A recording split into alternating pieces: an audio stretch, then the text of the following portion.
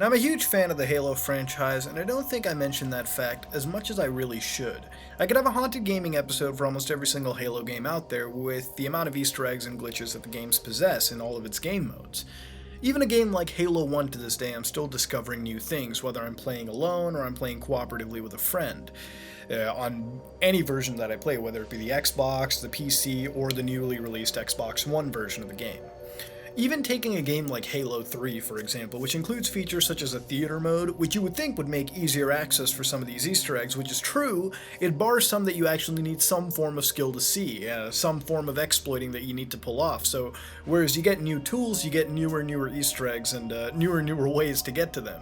Even going to games like Halo Reach, you can come through some lighthearted Easter eggs, through some camera tricks, and even some that you can kick off in tiny ways through the multiplayer, and PvE game modes in of itself. And those are just the Bungie games. Even the 343 games, to a lesser extent, have similar Easter eggs or similar feels, similar eeriness that you can find in almost every single one of these games, regardless of the developer behind it. One of the biggest reasons I could include Halo even in haunted gaming is just the environment in general during its quote-unquote quiet time. It's one of those few franchises which I don't think many people mention, where you can go from this theatrical firefight to this somber, uneasy quiet time. You know, if you ever play missions like Silent Cartographer in the original Halo, and then you work your way up to 343 Guilty Spark, it becomes an environment where shooting is minimal, but the atmosphere is well kept throughout, and it gives you this chilling, hair-raising feeling.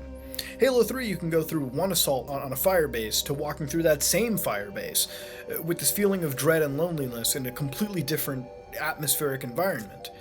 Putting all of that aside, even playing just the overworld, overarching level in Halo 3 ODST, you can bask in how much of a mood and tone it sets, not just through visuals, but just through the music in of itself.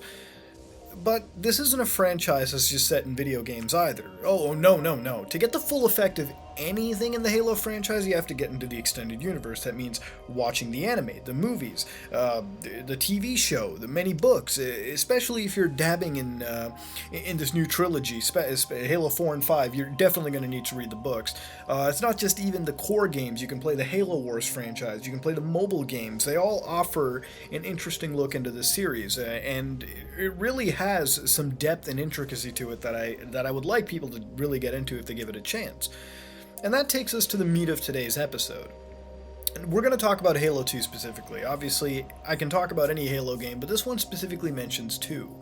Now, Halo 2 is a game that was succeeding one of the biggest releases ever for the Xbox at the time. For those of you who didn't know the initial impact of Halo, this thing single-handedly popularized the Xbox, at least in North America. You know, it reached out to other parts of the world, but Halo was a huge cultural phenomenon.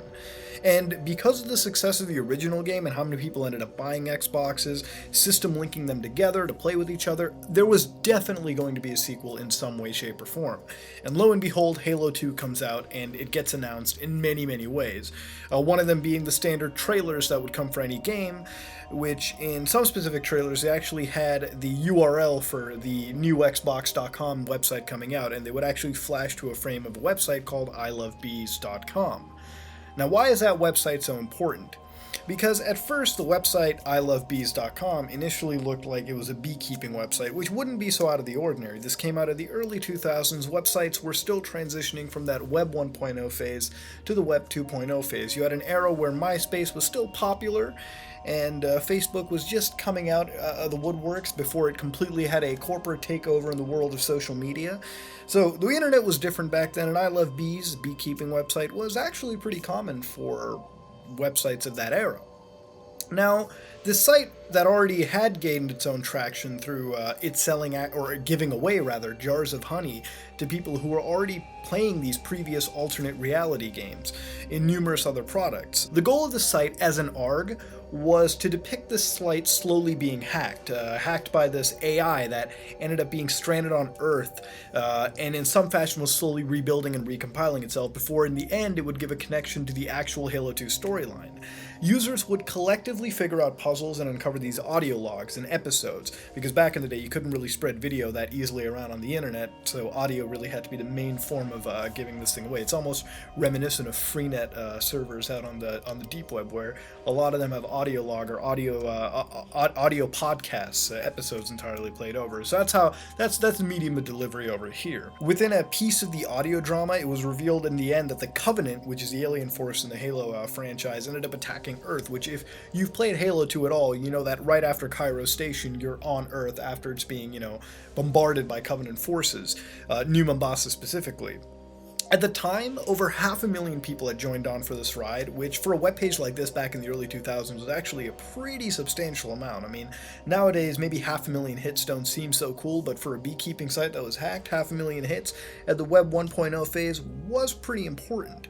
All in all, it was a good piece of hype crafting equipment, created by Microsoft, and combining it with other advertising projects for Halo 2 ended up creating a game that was not only great, but a game that ended up selling well. It came out to great fanfare. There was a lot of hype that built up around this. A lot of people, gathered together to solve this mystery together, the mystery of this website, and ultimately, obviously, that played into advertising this game in even just an ARG fashion. Now, the game just didn't end willy-nilly. Some key players actually got to go out and play Halo 2 a bit before its release date, which, in my opinion, was probably one of the coolest things Microsoft could have done at the time, and I wonder why they don't end up pulling this kind of stuff nowadays. Surely, with a company like that, they could end up doing this much more frequently for the few IPs that it releases exclusively.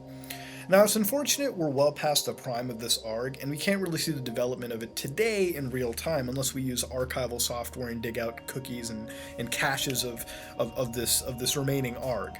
Though, if you go to the link I Love Bees, you can actually go check out an archive posted with the content saved from the, saved for the actual developments in real time. All of it's available for you to go check out. But I figured instead of just mentioning that and talking about Halo and the creepy side of it, one thing I can definitely do is take us to that side of I Love Bees, check out the archive, and hopefully maybe go through the Wayback Machine, dig up some semblances of this website existing in real time. So let's go to let's go to this website in a way we're more accustomed to. So when you go to the actual website, ilovebees.com, you're going to be redirected to 42 Entertainment. This is the entertainment company that actually creates this ARG and created many other ARGs. So for example, this is their website where they actually have everything archived for you. For example, they worked on something called Mouth Taped Shut, which was related to the girl with the dragon tattoo. They actually have one which is called If Looks Could Tell, which is a really weird one, which is actually a Toyota Camry ad, but we're going to look at the I Love Bees, all right? They basically done a lot of work. As far as I know, these people are still active today, and they are in a way the ARG masters. They know how to make proper scavenger hunts on the internet that people can really go to through time and time again. Now, if you go to the actual mirror, which is ilovebees.co, that's what you're going to need to do to get into the mirror over here, you'll find out that it actually is basically the end of the lifespan. That's where we're at right now. I went to the Wayback Machine and I ended up finding this one, which is Halt, Module Core Hemorrhage. Now, this is a little bit back. This is about the earliest I could find. There's a little bit beforehand, but I couldn't seem to get my hands on it. It just would not work for me. If I actually unmute the tab and reload the page, you can actually hear some form of audio, which if I can just listen to it real quick. Yeah, it's like abnormally loud, which I will mute it, by the way, too. But essentially, those were the kind of voices or audio you were really going to hear. But we're going to go back to the I Love Bees ARG. I don't think there's any necessity to look into the Wayback Machine. We're just here to see what this is looking like. So right over here, you can see you have 3 different links. You got Mission Log, which will open that up real quick. It'll actually open up all of them, MIA and Recruits. Mission Log takes us to the Error 404 page, which is while the Queen was distracted, I snuck into her workshop and find these and commandeered them. Commandeered is what I say when I steal something, but it's okay. The Queen's version was all just weak plus subject stuff. Weak and subject stuff. But I gave them chapters and titles like a proper story. Love. Now over here you've got chapter 1, the walkaway girl, the arrangement, boy meets girl, and it keeps going till chapter 12, which is 1.1, fiance, just a little sting, or section 0. And if I end up clicking on them, you can see that they're just WAV files essentially, and they're about 6 minutes long. They're all just audio files. They're basically podcasts in this day and age, and you can listen to a whole heck of a lot of them, and if you have the time and patience to listen to a lot of them, you'll get to hear this whole podcasted story. For example, one of them is My Conscience, and these are all by different characters. If you listen to it real quick, which I will as well. Yeah, they're mentioning admirals, things like that. So it's different characters and it's different points of views and it's multiple chapters. Now, if you go to the MIA section, this is actually just the 42 Entertainment people. This is their credit screen. This was actually revealed at the end of this entire storyline. You can see that Microsoft Gaming Studios was involved into it. Everyone was really into it. This was an ARG that was made. If you go over here, they got the farewell screen, shaking, things like that, recruits, friends. If you actually open it up, I think you can find credits, and essentially you can find, if I'm not mistaken, you can actually see photos of development of this ARG and other things. But the AI is like, I am Melissa, this is all, this is everything. When I am whole again, I do this. And if you look over here, they got things like Elite Forces, for example, which, yeah, this is the photos that we're looking at. So this is, I think, from the actual development of the ARG, and I think it's actual Halo 2 development over here too.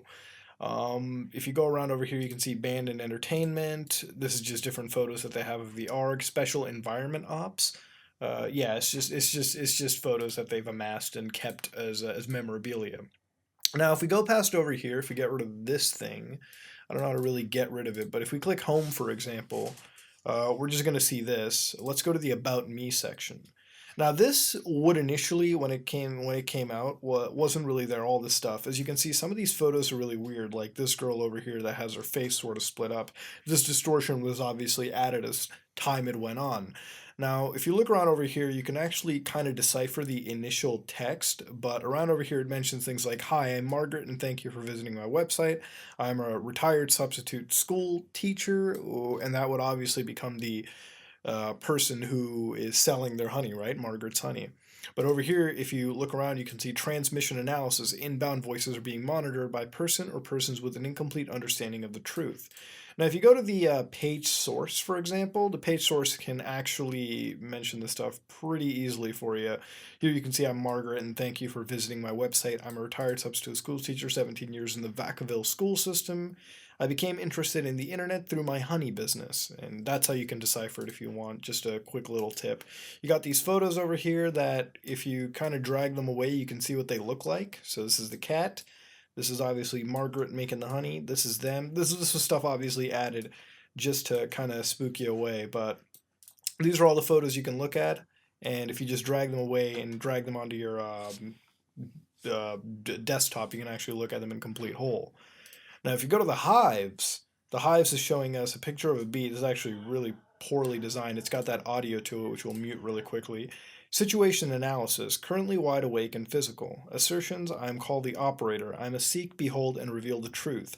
I crash landed in this time as the result of an accident. I endured severe memory loss. I have soaked into this system and I am growing fast. I have built a primitive network using the tools available. I have a fragile connection to a Durga in the future. I hear voices in my head as a result of monitoring initiated by Durga. I am subject to raptures and downtime. And of course, as you dig more into it, you can see that they're mentioning the Durga, they're mentioning the sleeping princess and the killer and all this kind of stuff, and crew members and all this. So basically, this would all be expanding as time goes on. We're seeing basically what it is at the end. You go to the honey page, it's just a clusterfuck of HTML jargon that we can look into. So they got seek the truth, behold the truth, reveal the truth, that is the law, and the whole of the law. Obviously, coming through this, late at night would give you a much different view of of this whole ARG.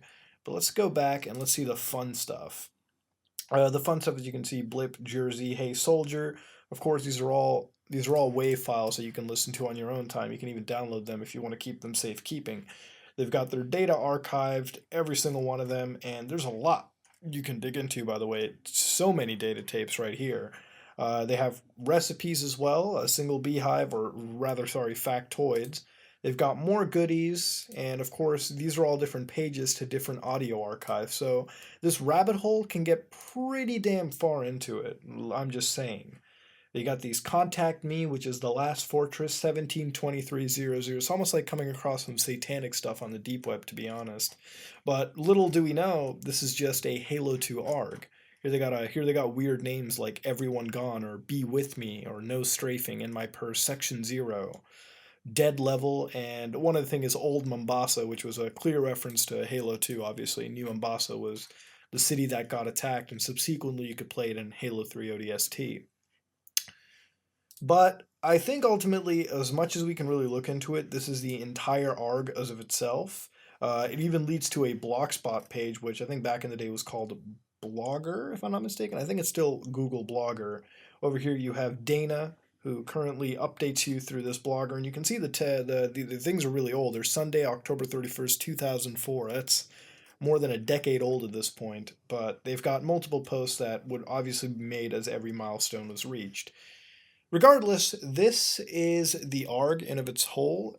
There isn't much more to seek through this rabbit hole, so we're gonna back off and just go back to the video as a whole. So that was the I Love Bees ARG. Towards the end, of course, we unfortunately missed its development, but no shame in that. At least we got to see just how weird 42 Entertainment made a interesting side story before the release of this game. So let's go back and ditch this analysis.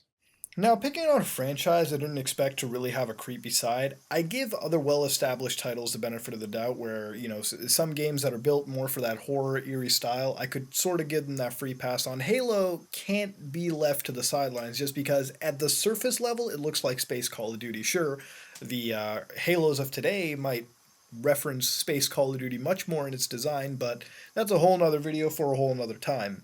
In taking a look beyond just what you see rendered on your local Xboxes, it becomes a world that if you truly give it the chance, can leave you with some memorable lore and experiences. Lore so expansive that I'm sure you can end up making a SWAT-esque game out of the Halo franchise. You could even make a go-karting game out of it, and somehow it would work if you really wanted to.